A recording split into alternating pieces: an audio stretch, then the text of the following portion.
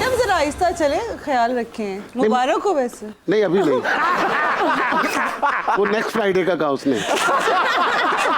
वैसे मैं तुम्हें बताऊं बट जी, मैंने तुम्हें कहाँ कहाँ नहीं ढूंढा है? हर बारात में गई, हर शादी में गई हूँ, हर वलीमे पे गई हूँ, जहाँ भी गई उन्होंने यही कहा कि अभी 2 देगे फिरनी की खा के निकल गया। बट इतना क्यों खाते हो तुम? बस मुझे तो पता चला कि भाभी बता रही थी कि कल तुम अपने पाए खाने लगे थे और अपने पाए मुंह में डाल के कह रहे थे बड़े पाए के पाए हैं, ये वो पाए हैं जो मियाँ साहब ने भी खाए हैं। रोजाना आजमी, आप इतने दिन कहाँ थी? मैं रोजाना हूँ, मैं रोजाना नहीं आ सकती, लेकिन तुम्हारे शो में आ जाती हूँ ना, अच्छा लगता है। असल में ना एक स्क्रिप्ट आया है। ओ, तो आप कोई फिल्म साइन करने लगी हैं? नहीं, अभी सिर्फ स्क्रिप्ट आया प्रूफ रीडिंग के लिए। अच्छा, तुसी उर्दू बाजार भी बंदे हो? हाय बट तुम्हें क्या पता मैं किस किस बाजार में बैठती हूँ। कैसी जगह बुला लिया तुम?